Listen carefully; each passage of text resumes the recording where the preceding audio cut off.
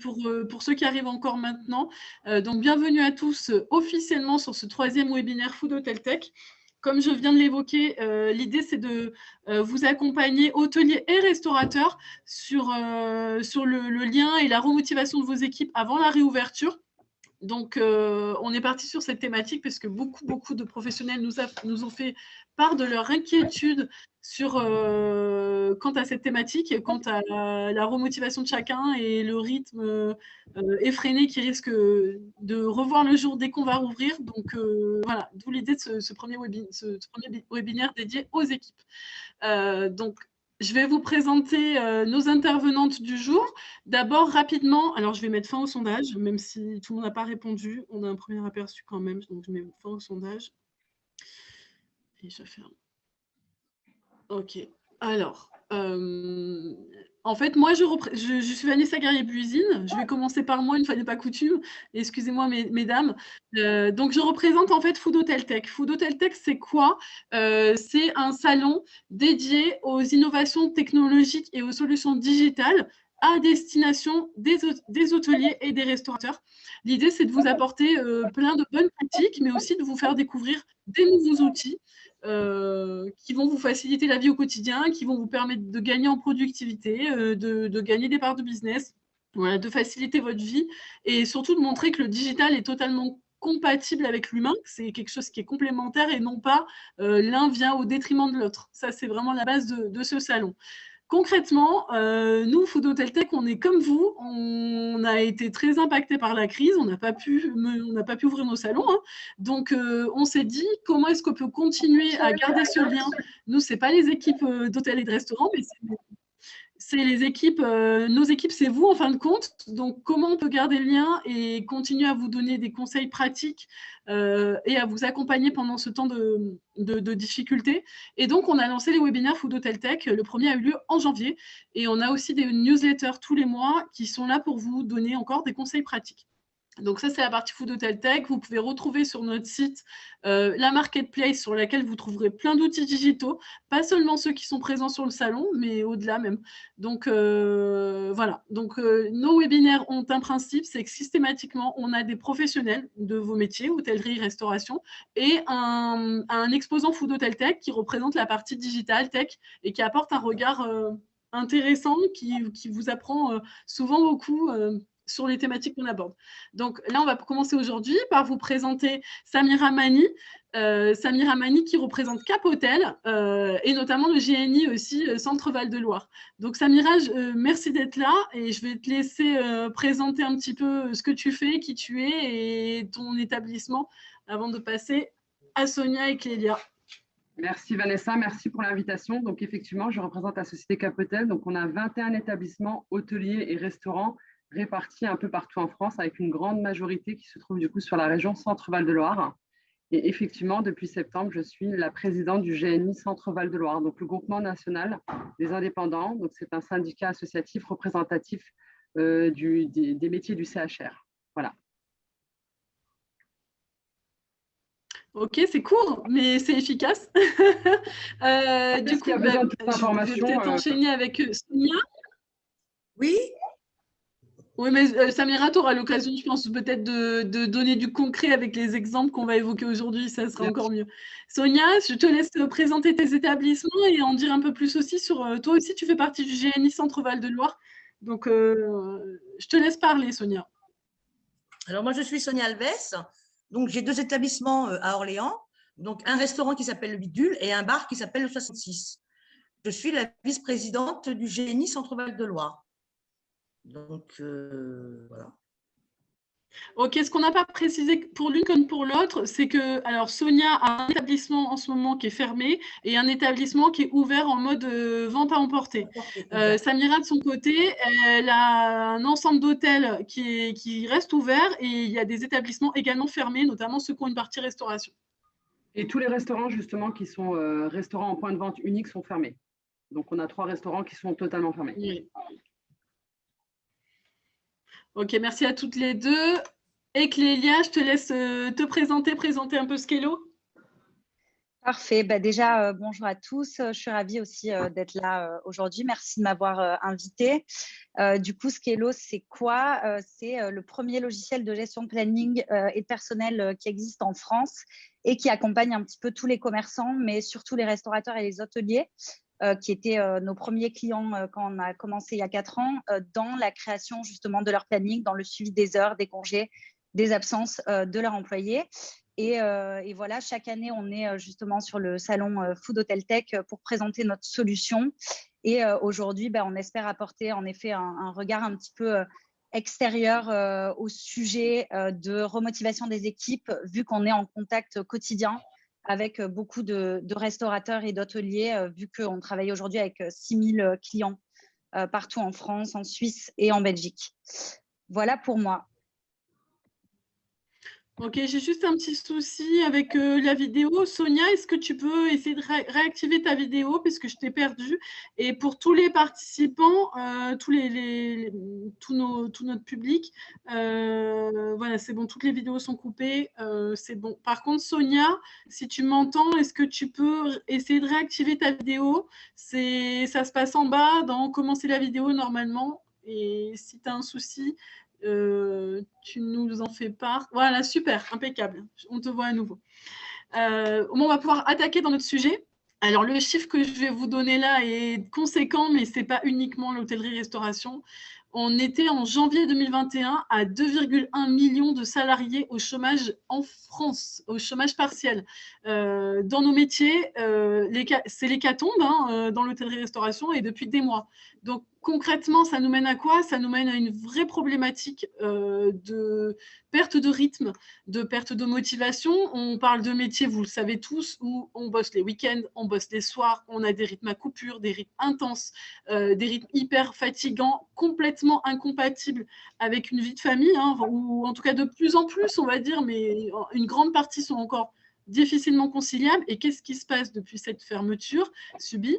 Tout le monde a pris un nouveau goût à avoir du temps. Enfin, un certain nombre d'employés, de salariés ont pris goût, et même vous, les patrons, à retrouver du temps avec les enfants, à pouvoir aller chercher les enfants à la sortie de l'école, à avoir ses week-ends en famille. Et donc, la problématique que tout le monde se pose, c'est quand on va rouvrir, ça va être extrêmement violent parce qu'il n'y a aucun doute sur le fait que les clients reviendront. Mais quid des équipes? Est-ce que nos équipes vont revenir?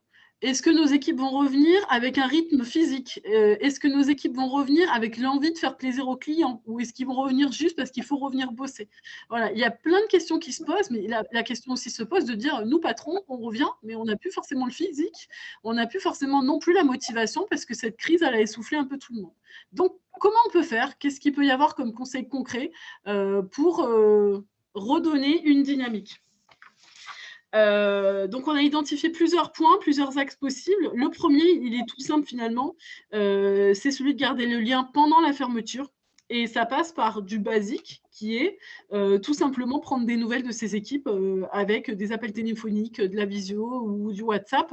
Et Sonia, je vais te laisser peut-être débuter en expliquant un peu comment tu as gardé les équipes dans l'établissement fermé.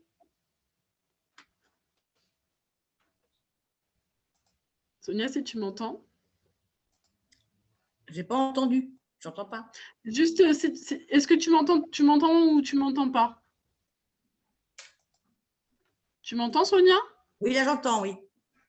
Voilà. Est-ce que tu peux nous expliquer comment tu gardes le lien avec tes équipes pendant la fermeture de ton établissement? Tu prends des nouvelles régulièrement, il me semble. Est-ce que tu peux nous raconter un peu comment ça se passe? Alors, pour la réouverture pour faire ma vente emportée au bidule actuellement, j'ai rappelé un cuisinier et un serveur, pas en temps complet, mais un temps, pour pouvoir faire la vente emportée et puis pour les laisser dans le rythme parce que depuis le mois de novembre, c'est compliqué. Et puis depuis le mois de mars, on ouvre, on ferme, on ouvre, on ferme. Donc, le moral est en baisse pour eux comme pour nous. Donc, pour qu'on reste une équipe, voilà, il faut qu'on travaille ensemble. Ok, mais donc concrètement, l'équipe est présente sur la vente à emporter, mais ceux qui ne sont pas là, tu m'as parlé de coups de téléphone réguliers. Alors, pour l'autre équipe, je l'appelle régulièrement, on s'appelle régulièrement, où ils passent me voir, voilà. On reste en contact. Donc, c'est un contact un peu amical. Tu es une petite entreprise, toi. C'est Voilà, un c'est ça. contact Ouais, c'est familial, hein, comme on dit, c'est familial. Donc, tu as pu garder ce lien. Pas une Il me grosse, semble grosse que ton équipe… entreprise. Et ton équipe, toi, travaille à côté à la place, hein, en attendant. Oui, oui. Tu Donc, veux l'évoquer rapidement? Alors, ils font de l'intérim à côté, mais ce que je crains, c'est qu'à la reprise, je ne sais pas s'ils vont vouloir revenir, étant donné qu'ils ont tout leur week-end et tout leur soirée. Et là, ça va être compliqué, je pense. C'était ce qu'on évoquait, quoi, en effet. Mm. Samira, pour les équipes qui sont fermées, juste en termes de coup de téléphone ou d'échange, est-ce qu'il y a des échanges, sans parler de ce qu'on va évoquer par la suite, hein, mais déjà, juste en prise de contact toute naturelle? Il y a eu des prises de contact, des groupes WhatsApp qui se sont mis en place sur certains de nos établissements, parce que nous, étant une structure un peu plus grande, on a peur justement d'être un peu en immersion dans la vie privée de nos salariés qui sont en chômage partiel et de coup de se retrouver avec des problématiques juridiques. Ce qui fait qu'au niveau des directions, nous, on n'a rien fait. Donc, sur le siège de Capotel, on n'a pas appelé les salariés, on les a laissés. Par contre, leurs directeurs ayant des rapports un peu plus de proximité avec la plupart des salariés, ont mis en place effectivement des groupes WhatsApp au volontariat. Donc, il y a eu des messages qui ont été envoyés de la part des directeurs de certains de nos établissements fermés en disant aux salariés, voilà, coucou, c'est votre directrice, je pense bien fort à vous. Si vous voulez qu'on échange, n'hésitez pas.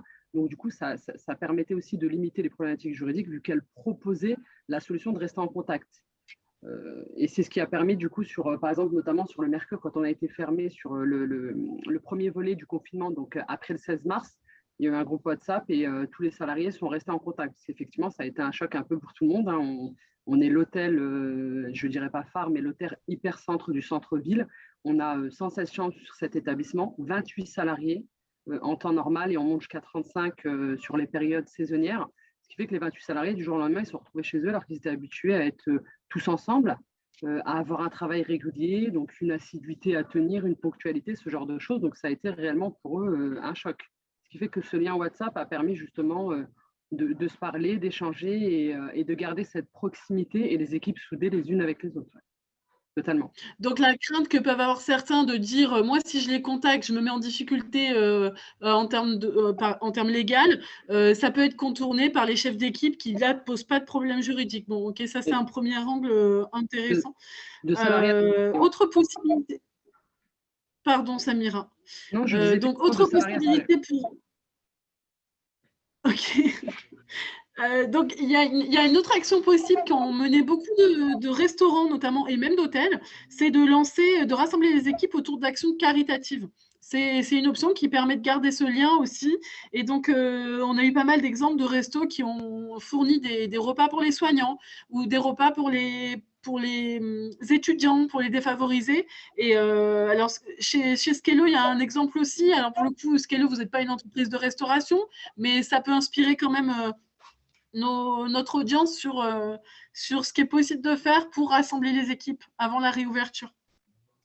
Exactement. Ben, nous, du coup, en effet, on n'est pas un restaurant ni un hôtel, mais on travaille avec beaucoup d'entre eux et malgré tout, on reste une entreprise qui, justement, du fait de travailler avec ces établissements-là, a aussi été fortement touchée par le Covid.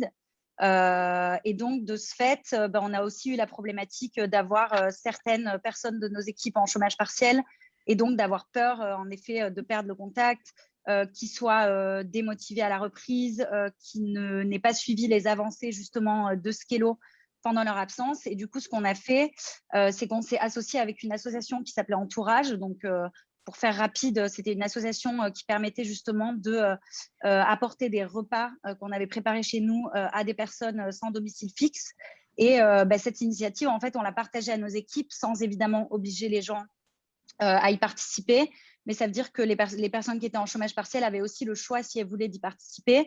Donc, ça nous a permis d'avoir, entre guillemets, un sujet commun et un objectif commun. Et en plus de ça, ce qu'on a fait aussi, c'est qu'on l'a justement partagé à nos clients restaurateurs via des campagnes emailing pour aussi les inciter à y participer et à proposer à leurs équipes de le faire. Et au final, ça a eu un très bon impact parce qu'on a eu, nous, chez Skello, plus de la moitié des employés qui ont participé Et ensuite, au niveau de nos clients, on a eu à peu près 300 personnes qui ont participé à l'initiative. Donc, c'était assez positif à ce niveau-là. Alors, un des atouts qui est intéressant sur ce type d'action, c'est notamment pour les restos, c'est de remettre en jambe vos équipes. En fait, là, ça mobilise tout le monde sur une cause qui est chouette, qui est positive. Et en plus, ça les remet en jambe, ça les remet dans le bain du métier, hein, de cuisine. Donc, voilà, exactement. Idée de l'action. Après, au-delà des actions caritatives, on va enchaîner les idées, hein, comme ça on est dans l'efficace. Il y a l'idée de maintenir la cohésion d'équipe avec des petits rendez-vous conviviaux. Et là, pour le coup, on va avoir l'exemple de ce qu'a fait Samira avec ses équipes. Vous, c'est des goûters, mais ça peut être les petits déjeuners, des petits ateliers en présentiel ou à distance. Et Samira, je te laisse raconter ce que vous avez mené chez Capotel. Exactement, Vanessa, c'est ce qu'on a mis en place. Donc, on a vu qu'effectivement, bon, il y avait les liens via WhatsApp, mais il n'y avait pas la possibilité de se rassembler autour d'un moment où on échange ensemble, on sort de son quotidien de chômage partiel, où on tourne un peu en rond alors qu'on est habitué à faire des horaires assez conséquents, parce que la restauration et l'hôtellerie, c'est quand même des horaires assez conséquents. Donc, ils sont passés d'horaires assez conséquents à rester chez eux enfermés toute la journée. Donc, effectivement, je pense que pour certains, c'est tout bénef dans le sens où ils peuvent retrouver leur famille. Comme tu évoquais tout à l'heure, aller chercher les enfants à l'école, ce genre de rythme et tout. Mais malgré tout, on avait quand même beaucoup de salariés qui nous ont sollicités pour se revoir. Donc, on a mis en place sur les restaurants des goûters conviviaux où ils se retrouvent tous ensemble. Donc, il y a un thème qui est choisi. Par exemple, le Señorita, ils ont fait des crêpes. Sur une de nos courtes pailles, ils ont fait des cannelés, donc des cannelés sucrés et salés. Et ils travaillent ensemble en cuisine pour préparer leur goûter. Et ensuite, du coup, c'est un temps convivial, c'est un temps d'échange. C'est un temps où justement ils coupent avec la routine de ce chômage partiel. Donc c'est top. Donc ça, c'est sur la partie plutôt restaurant. Et après, on a aussi des hôtels qui sont fermés et on a mis en place aussi, donc là pour le coup, des petits déjeuners où ils se retrouvent au moment du petit déjeuner pour échanger ensemble et prendre le temps justement de couper avec la routine. Après, dans les retours, on a eu des salariés qui étaient ravis justement de ce concept et qui, au contraire, étaient très demandeurs. Mais après, il y a une réalité des faits. Et là, je rejoins Sonia sur le principe qu'on en perdra beaucoup parce qu'il y en a qui se sont installés dans une routine qui n'est pas celle, enfin, une routine ou un rythme horaire, pardon, qui n'est pas celui de l'hôtellerie et de la restauration et qui, eux, au contraire, un petit peu grinçaient des dents pour venir au petit déjeuner, bien que celui-ci était proposé de manière au volontariat. Alors, pour répondre peut-être à certaines interrogations qui pourraient être juridiques, ce type de petit déjeuner ou de goûter, est-ce qu'il faut que tu rémunères les salariés? Est-ce que c'est au volontariat et donc ils sont conviés, ils viennent s'ils veulent et du coup, comment ça se passe sur le plan juridique? Sur le plan juridique, on a demandé justement au directeur juridique du groupe, il nous a dit que si le mail partait avec la mention si vous souhaitez vous retrouver, casser avec la routine actuelle et retrouver vos collègues autour d'un moment convivial, nous vous le proposons et que le salarié accepte, de fait, on n'a plus de problématique juridique. Il ne faut pas l'imposer. Ok, c'est important de l'entendre, je pense. Ouais. Une autre option, c'est les challenges entre équipes. Et là, je crois que Célia, tu as des exemples de restos qui ont mis en place des choses assez sympas. Donc, je te laisse nous donner les exemples. Exactement. En fait, pendant le premier confinement, on avait justement organisé aussi un webinar, donc, comme aujourd'hui, avec l'un de nos clients restaurateurs. C'est la brasserie Belanger. C'est une brasserie qui marche assez bien sur Paris. Et donc, il y avait les deux cofondateurs qui étaient conviés et on leur avait demandé justement quelles étaient les actions qu'ils avaient rapidement mis en place après l'annonce du premier confinement pour garder le lien avec leurs équipes, faire avancer leurs projets, etc. Et ils nous avaient en effet parlé du fait que, comme les restauratrices qui sont avec nous aujourd'hui, ils avaient donc créé des groupes en effet WhatsApp avec un groupe commun à toutes leurs équipes et aussi un groupe vraiment pour chaque équipe. Et sur ces groupes-là, en fait, sans que ce soit pour autant une obligation, donc c'est-à-dire que ça venait pas forcément des fondateurs en soi de demander ça, mais plutôt comme une volonté d'équipe. Par exemple, les chefs cuistots faisaient en sorte de poster des recettes, des photos, des vidéos de recettes qu'ils testaient depuis chez eux et de challenger justement les autres personnes de l'équipe à essayer de reproduire ces recettes ou alors à essayer d'en imaginer de nouvelles. Et donc, tout ça sans forcément forcer les gens et sans forcément en faire quelque chose de juridiquement pas correct au cas où certaines personnes étaient au chômage partiel, mais plus comme une manière de garder le contact, de s'amuser, de blaguer et d'échanger et aussi de faire passer le temps parce que je pense que de toute façon, en tout cas lors du premier confinement, le temps était très, très long pour tout le monde. Donc voilà, ils nous avaient dit qu'en tout cas, ça marchait très bien pour eux. Et au final, ça permettait aux employés de garder un pied, entre guillemets, dans le business. Donc ça, c'était pas mal. Et ça permet en plus de stimuler la créativité pendant cette période où le fait d'être moins actif, ça peut annihiler tout ça. Donc, c'est super chouette. J'avais noté dans les points, pour garder le lien, c'est aussi d'informer les équipes, de les inciter à réfléchir. Je pense à Omar Abodib, qui était notre intervenant sur le dernier webinaire Partie Hôtellerie. Il a vraiment refondu tout son projet d'entreprise pendant les confinements et il a demandé à ses équipes de réfléchir à des idées de leur côté pour améliorer leur quotidien, pour améliorer le projet d'entreprise. Et donc, ça peut être aussi une technique. Mais après, il y avait un point soulevé par Clélia qui semblait intéressant, qui va dépendre de vous, en fait. C'est les rassurer ou pas sur la santé de votre restaurant. Donc, à manipuler avec précaution si vous êtes en difficulté. Mais Clélia, peut-être tu veux évoquer cette idée ? Ouais, du coup, en effet, ça concerne peut-être pas tout le monde parce que évidemment, ça dépend de l'impact de la crise sur votre situation économique, etc. Mais nous, ce qu'on fait beaucoup en interne chez Skello, et je sais aussi que beaucoup de restaurants chez nous le font, c'est d'essayer en effet d'informer les équipes au mieux de toutes les décisions qui sont prises au fur et à mesure de la crise et de la situation aussi économique et sanitaire qui est actuellement présente dans l'établissement. Donc, d'avoir ça, ça permet déjà, en effet, de garder un niveau d'information commun auprès de tous les employés. Donc, ça permet indirectement de leur faire de nouveau garder un pied dans l'entreprise. Ça les permet aussi de se sentir rassurés et impliqués pour justement la reprise. Donc, nous, par exemple, ce qu'on fait chez Skello, c'est que chaque lundi, on a des réunions qu'on appelle justement des all hands, où on va présenter les avancées de la semaine, les projets qui sont en cours, etc.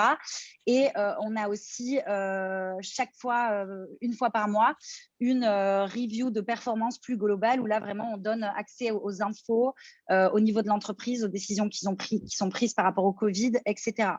Et par rapport justement à vos équipes au chômage partiel, si vous posez la question de ah non, je ne peux pas les faire participer à ce genre de réunion, nous, ce qu'on fait du coup, c'est qu'évidemment, jamais personne n'est forcé d'y participer, mais pour autant, on ne supprime pas l'accès aux personnes qui, depuis chez elles, seraient quand même intéressées de savoir ce qui évolue dans la boîte.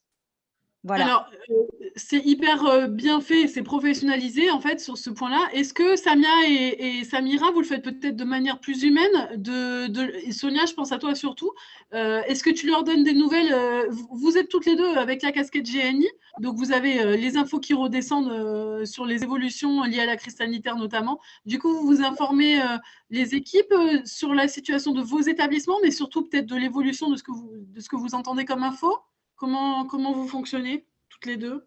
Peut-être Samira, déjà? Alors moi, actuellement, toutes les infos que j'ai du GNI Paris, j'en informe mes salariés pour les mettre un petit peu à la page, comme on dit.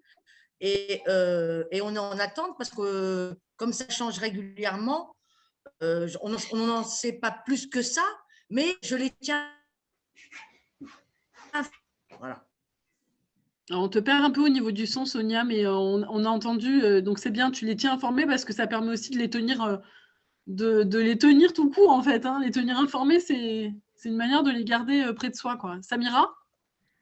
Nous, effectivement, oui, du biais de ma présidence au GNI, j'ai des informations qui sont plus en amont d'ailleurs que les restaurateurs et les hôteliers.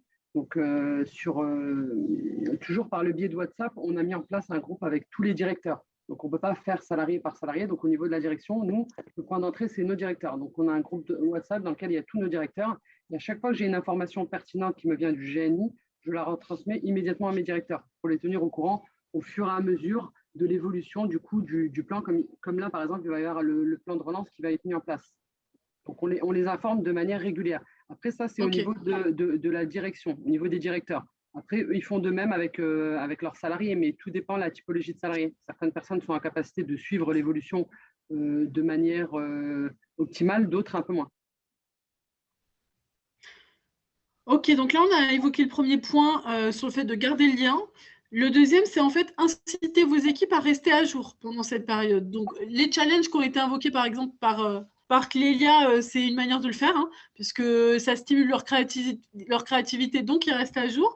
Mais, et les informer sur la situation, c'est une manière aussi de leur permettre de rester à jour. Mais au-delà de ça, ce qui a explosé pendant ces périodes de fermeture, c'est les aides pour les formations.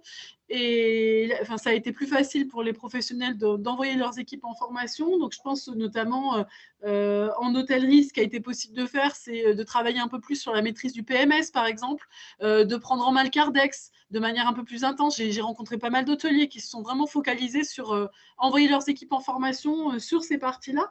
Mais côté resto, ça peut être maîtriser de nouvelles types s'ouvrir à d'autres types de cuisine pour les chefs.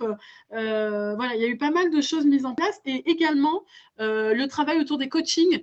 Le coaching mental aussi, c'était aussi une action qui a été développée. Donc, Samira, j'aimerais bien que tu nous en dises un petit peu sur la partie formation pendant cette période de fermeture. Effectivement, nous, on a eu pas mal, du coup, je pense que les organismes de formation ont eu les infos en amont, un peu comme nous, on a les infos en amont concernant l'hôtellerie-restauration, concernant les aides qui allaient être mises en place. Donc, beaucoup de centres de formation m'ont sollicité pour proposer leurs solutions. Et effectivement, alors tout ce qui va être formation, PMS, Cartex, tout ça, c'est très interne sur la plupart de nos établissements. Donc, on a déjà la maison mère, parce que comme on est franchisé pour la plupart, la maison mère qui nous envoie les informations. Donc, sur cette partie-là, ils étaient relativement formés. Là où j'ai vu, il y avait effectivement peut-être un manque ou une amélioration nécessaire ou une montée en compétences que moi, j'avais évaluée chez mes directeurs, c'était sur la partie commerciale. Donc, j'ai effectivement mis en place pendant le confinement, donc c'était décembre et début janvier, j'ai mis en place une formation commerciale pour tous mes directeurs. Donc, ils étaient ravis. Certains étaient fermés d'ailleurs sur cette période, parce que décembre, janvier, on avait encore plus d'établissements de fermés parce que c'était vraiment une période très, très creuse. Donc, il y avait beaucoup, beaucoup moins de flux de voyageurs. Donc, ils étaient ravis d'être en formation parce qu'ils se sont retrouvés et d'une ensemble déjà. Et secondo, ils ont pu du coup évoluer et apprendre davantage sur l'aspect de tout ce qui est la prospection, commercialisation, le pitch commercial, le développement par le biais des réseaux, ce qu'ils n'avaient pas eu en formation, parce que nous n'oublions pas les formations les anciennes formations qui étaient délivrées pour tout ce qui était hôtellerie et restauration, sont des formations qui sont propres au métier. L'aspect commercial, aujourd'hui, est intégré dans les nouvelles formations qui sont aujourd'hui prodiguées dans les centres de formation. Mais à l'époque, ce n'était pas le cas, ce qui fait qu'il y avait réellement un manque chez certains de nos directeurs sur tout ce qui était aspect commercial. Donc, en fait, cette période de crise a permis de compenser certains manques en envoyant les salariés en formation. Ok. Alors, pour rebondir… Pardon, Vanessa, tu évoquais tout à l'heure le projet d'entreprise. Ça fait partie d'un projet stratégique aussi de faire évoluer ces salariés, de leur donner des formations pour les faire monter en compétences. Donc, quelque part, ils ont participé au projet stratégique de l'entreprise. Sauf que quand on est dans la routine quotidienne, et ça va être le cas prochainement parce qu'on espère tous réouvrir bientôt, dans cette routine quotidienne, le temps pour envoyer le salarié en formation, c'est beaucoup plus délicat de le trouver. Donc là, c'était une période propice pour le faire. Et ce n'est pas trop tard parce qu'on est à peine le 9 mars. Donc vous avez encore le temps de vous lancer dans ce type d'action. Ce n'est pas trop tard, quoi. Même si on rouvre en avril, vous avez encore le temps. Donc faites-le si vous le pouvez. En tout cas, vous ne pouvez pas forcer vos équipes à y aller, mais vous avez cette possibilité de les encourager à le faire et de les inciter à le faire. Donc, pour rebondir sur… Alors, la formation, d'une part, c'est une chose… Oui. Pardon, Vanessa, juste un petit point de précision. Nous, notre formation, par contre, c'était des formations qui étaient obligatoires pour les directeurs, mais de ce fait, il y a eu un jour de chômage partiel qui leur a été payé en tant que salaire. Donc, on peut le faire. Oui. Voilà, c'est l'obligation légale. Mais alors, voilà, au niveau légal, il faut vraiment les remettre en une journée de travail. Alors, il y a des questions. Je voudrais préciser que les questions, on les prend, on les met de côté. Vous pouvez les poser au fur et à mesure et on y répondra à la fin de retard, comme à chaque fois. Ne vous inquiétez pas, on prendra quand même des questions sur la fin. Sonia, je voudrais qu'on évoque, parce que la partie formation, d'une part, c'est une chose, mais il y a un problème de résistance physique et mentale. Et je sais que la CCI Val-de-Loire et la métropole d'Orléans travaille sur la création de webinaires auxquels tu vas participer sur cette partie motivation mentale et physique des équipes. Est-ce que tu peux nous en dire un petit peu plus, Sonia? Alors, ce que j'ai appris, moi, et que je diffuse à droite à gauche, c'est pour garder le mental de nos équipes, la motivation. Alors, moi, j'ai eu des échos et je conseille aussi, c'est de les mettre à faire du sport en collectif. Moi, par exemple, je suis partie en week-end avec mon équipe. Voilà, c'est tout ça, il faut les motiver parce que ils sont un peu perdus. Comme on ne sait pas quand est-ce qu'on va ouvrir, ils ne savent pas si physiquement ils vont tenir le coup après des mois de fermeture. Donc, le physique en prend aussi un coup. Et je pense que nos entreprises seraient bien de justement les remettre en condition physique. Oui, donc en fait, et le mental, bien sûr. oui, donc le projet, en effet, le projet de ces webinaires du coup, et ça serait bien que vous, professionnels dans les régions, vous puissiez vous tourner vers vos métropoles et vos chambres de commerce qui ont aussi un rôle à jouer là-dedans. Là, le projet, c'est qu'ils vont mettre en place un premier webinaire sur le coaching qui sera dédié aux dirigeants. Donc, vous reboostez vous-même mentalement et physiquement avec l'aide d'un coach sportif. Et ensuite, ils viendront dans vos établissements. A priori, le modèle économique est en train de se mettre en place, mais ça ne serait pas forcément à votre charge, pour vous réveiller physiquement et mentalement au sein de vos établissements avec vos équipes. Donc ça peut être super intéressant à faire avant la réouverture. Et j'ai vu une question qui se passait en termes de volonté et de coût. Il y a des choses qui peuvent être mises en place sans que ça coûte quoi que ce soit. Et là, on est dedans, hein. Donc, même le fait d'assister à un webinaire comme aujourd'hui, ça ne vous coûte rien et ça peut vous aider à retrouver un peu le moral, quoi. Et ensuite, la métropole, la CCI, vous proposera également un webinaire dédié au contrat aidé pour vous indiquer un peu les dispositifs qui sont possibles à exploiter en ce moment. Et ça, c'est précieux en temps de crise. Donc, autre sujet, on va avancer, c'est d'anticiper les décrochages, parce que là, vous allez en avoir un paquet. Il y a de fortes chances, on l'a vu, parce que le goût de moins faire, c'est terrible. Donc, anticiper les décrochages en valorisant le métier. Et là, Samira, je vais te laisser expliquer un peu les projets que vous avez, vous, au GNI, pour trouver des forces vives. Bien sûr, on a plusieurs projets en cours. Du coup, on a un projet qui est celui d'aller présenter nos métiers, mais en immersion dans les associations auprès des jeunes, dans les collèges et les lycées. Donc, pour présenter nos métiers, les métiers donc, du service, les métiers en cuisine, les métiers en réception, les métiers en chambre, donc tout ce qui est housekeeping. Et nous avons aussi un événement qui est en cours et qui va être mis en place et avoir lieu le 17 mai, qui va être un festival qu'on a appelé le Printemps de la Restauration, sur lequel il y aura du coup les différents établissements et les différents organismes de formation qui seront présents. Et on accueillera du coup les collégiens et les lycéens qui passeront de stand en stand pour avoir des informations concernant les modules de formation, concernant le cursus scolaire, pour pouvoir arriver jusqu'à nos métiers. Et je pense que c'est indispensable parce que les métiers du CHR, bien avant la crise, étaient déjà des métiers considérés en tension, donc des métiers qui n'intéressaient plus. Et je pense qu'ils n'intéressaient plus parce qu'ils n'avaient pas d'informations concrètes, parce que nos métiers ne sont pas mis en avant au niveau, je pense, en amont de la décision d'orientation des élèves. C'est pour ça que nous, on anticipe en proposant du coup aux élèves de 3e ou 4e de venir nous visiter le Printemps de la Restauration, de venir rencontrer les professionnels des organismes de formation qui leur présentent les cursus scolaires qu'il y a à proposer sur la partie du CHR.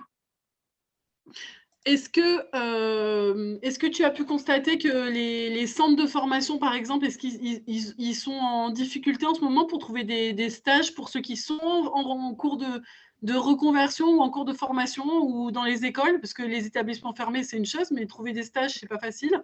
Il y a un lien qui est gardé avec ces centres-là aussi? Alors, nous, on a un lien avec eux. On a des stagiaires qui étaient déjà en contrat au préalable avant Covid ou qui avaient déjà fait leur scolarité au préalable sur les précédentes années avec nous. Donc, on a pu les maintenir avec nous. Après, sur les nouveaux stagiaires, malheureusement, il y a aussi le souci juridique de prendre des personnes en stage quand on a beaucoup de salariés en chômage partiel. Et du coup, on a eu certains établissements d'enseignement du CHR qui n'envoient plus les stagiaires. pour éviter la problématique d'utilisation de personnel détourné, compte tenu du fait qu'il y a les salariés qui sont au chômage. Donc ça, c'est une problématique aussi. Oui, donc on va avoir un certain nombre de personnes qui ont été formées et qui ont manqué d'application sur le terrain. Et ces gens-là, au-delà du décrochage de vos propres salariés, il va falloir aller récupérer aussi les jeunes formés et les récupérer pour les intégrer dans vos équipes. C'est donc ça, ça, et puis ça va être une difficulté. les réadapter pour tout ce qui est partie du coup pratique, puisqu'ils auront eu la partie théorique, mais ils n'auront pas fait le stage en réel pour avoir la réalité du terrain. Alors on sait très bien que dans ces métiers-là, tout se passe dans le terrain. Oui, donc il va y avoir un accompagnement spécifique à mener. Ça ne va pas être simple de le faire, mais c'est une partie qui va être essentielle pour avoir des forces vives, en tout cas, même si elles ne sont pas complètement formées. Je voudrais qu'on aborde une autre partie, mais avant ça, on a préparé un petit sondage. On a besoin de votre retour en fait, concret pour pouvoir vous proposer des solutions qui répondent à vos besoins. Donc, je lance un sondage et on peut prendre 2 minutes pour que vous y répondiez. Ça serait top. Donc, il y a un sondage qui est à la fois adapté resto et hôtel, côté front office, back office, et également sur les thèmes de prochains webinaires, si vous voulez nous en dire plus. On l'en voit après.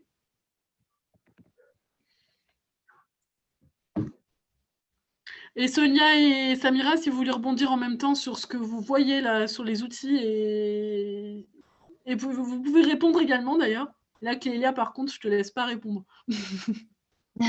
Pas de souci, je comprends. Je me contente de regarder le sondage. Alors, on n'a pas beaucoup de participation pour l'instant. Accueil digital à l'hôtel. Quel outil ce sont les œuvres de une bande de check-in, une bande de commandes, un stage de chambre, produit une chambre de présentation d'interface.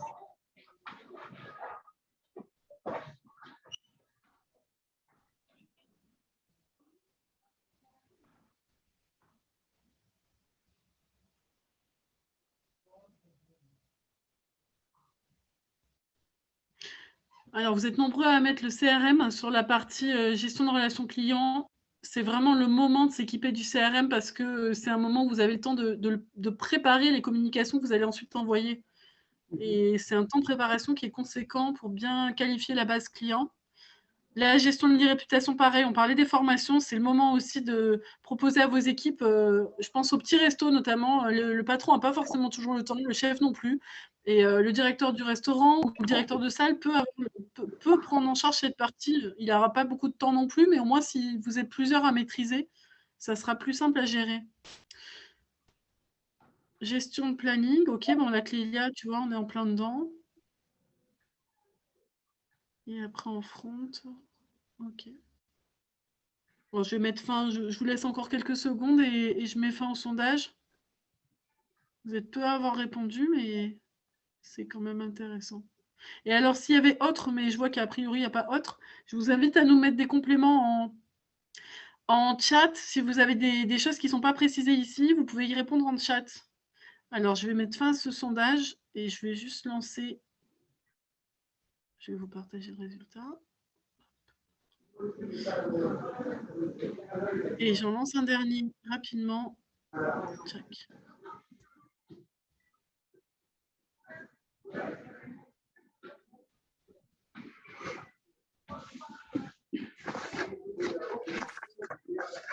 Alors, cette question est beaucoup plus courte, donc là, vous pouvez répondre rapidement. L'idée, c'est qu'on vous demande un peu quelle thématique pourrait vous intéresser pour le prochain webinaire. Et si vous avez d'autres idées, on est preneur sur le chat parce qu'on veut vraiment répondre à vos attentes au maximum. L'idée, c'est de faire du concret. On n'a pas fini encore aujourd'hui, on a encore une thématique à aborder. Mais là, je vous laisse vraiment quelques secondes, on fait vite. Et je suis preneuse en chat aussi, on est preneur en chat pour que vous nous répondiez. Et vous pouvez aussi nous dire si vous pensez que c'est inadapté, ces thématiques dans le chat. C'est aussi intéressant pour nous. C'est essentiel qu'on ait votre regard. Ok, je vais vous laisser monter jusqu'à 50. À moins que ça aille. Ça va super vite, vous répondez vite, c'est bien.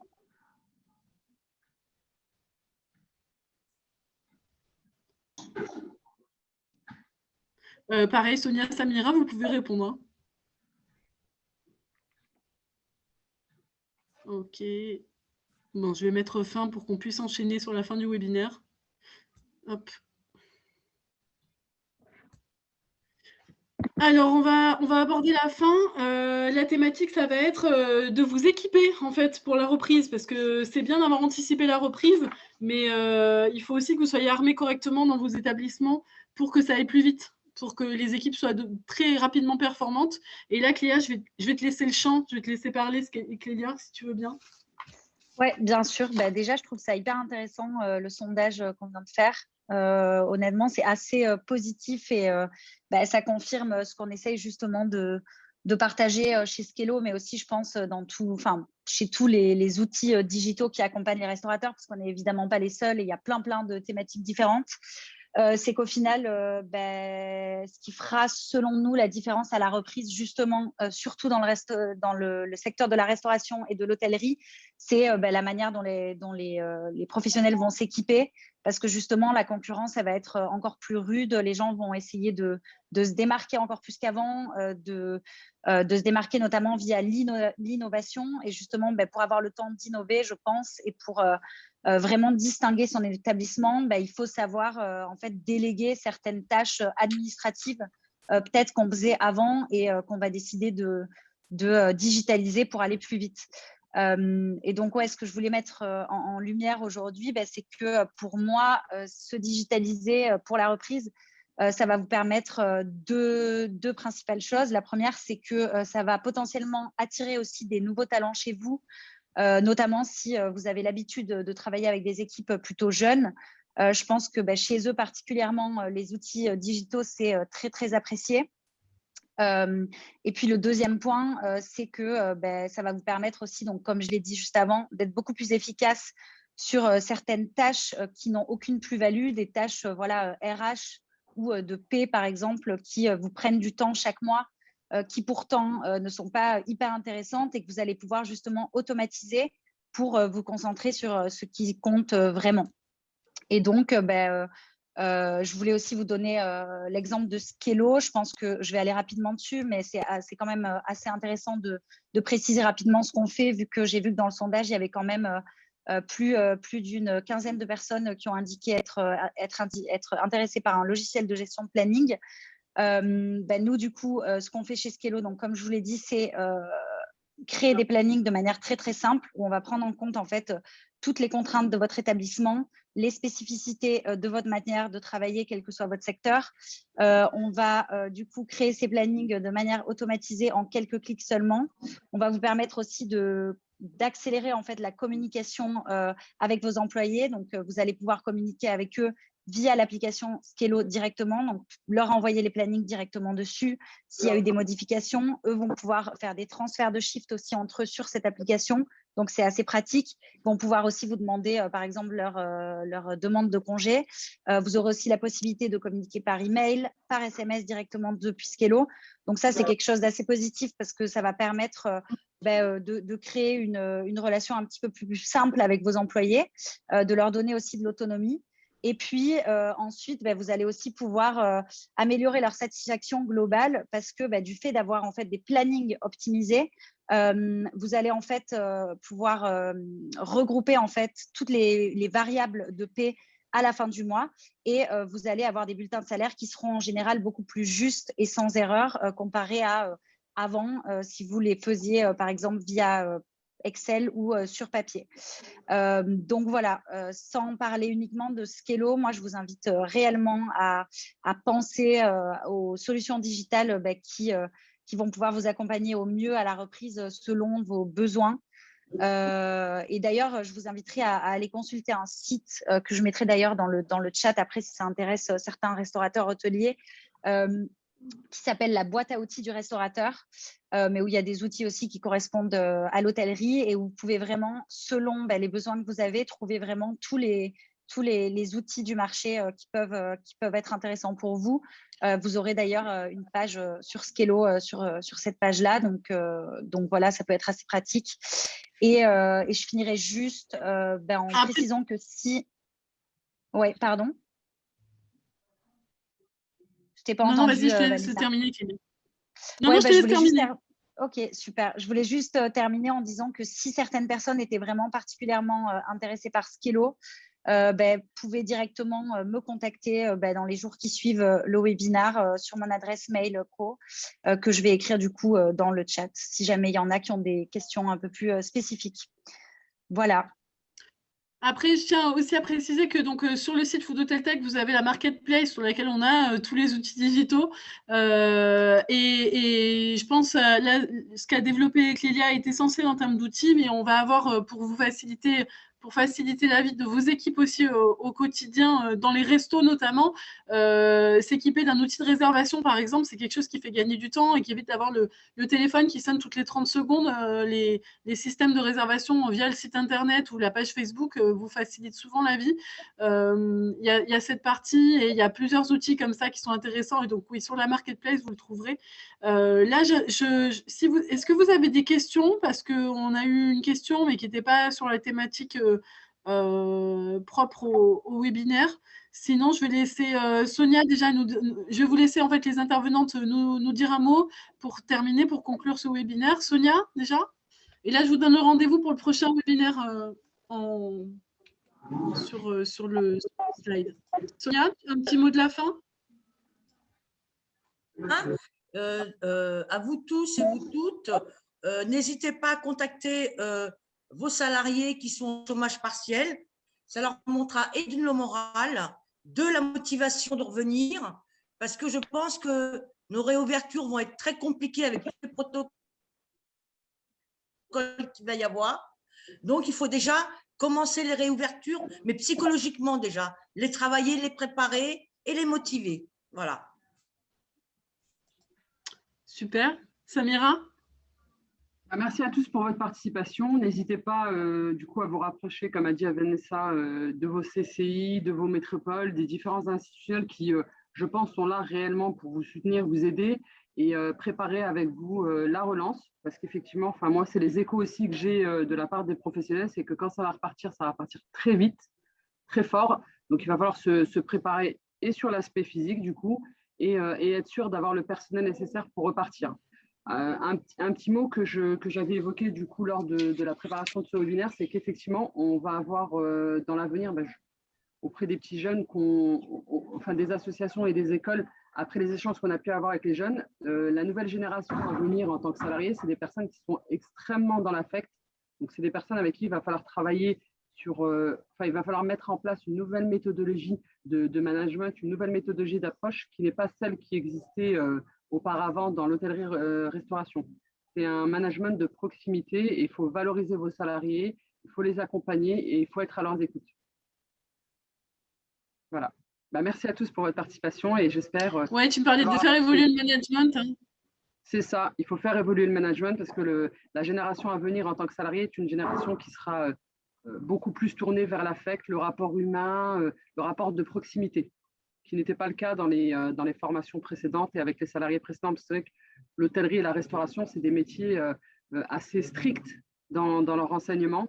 Mais la réalité de demain, c'est qu'il faut… le côté strict, il est bien parce que c'est ce qui permet aussi de normer et d'être sûr que les choses soient faites de manière cadrée. Mais en contrepartie, il faudra donc les objectifs, la réussite et l'humain de l'autre côté. Sachant que cette crise aura sans doute changé encore plus les envies et les attentes. Donc, les attentes sont de part et d'autre. C'est complexe. Juste, je vous indique que dans le chat, vous avez le lien pour vous inscrire sur notre prochain webinaire. Mais bien évidemment, vous le trouverez aussi sur notre site foodhoteltech.com. Et je vais laisser… Du coup, je vous remercie toutes et je vais laisser aussi Lélia nous dire un petit mot pour conclure. Merci beaucoup encore de m'avoir invitée. J'étais ravie aussi de partager avec tout le monde ce webinaire aujourd'hui. Et puis, je souhaite un bon courage à tous les professionnels parce qu'on sait que ce n'est pas facile en ce moment. Mais il faut rester optimiste pour la reprise. Et moi, je serai la première à retourner dans tous les restaurants et tous les hôtels possibles. Donc, et je pense qu'on est beaucoup dans mon cas. Donc, voilà, bon courage à tous. Merci Clélia, je confirme, moi aussi je veux retourner dans vos restaurants.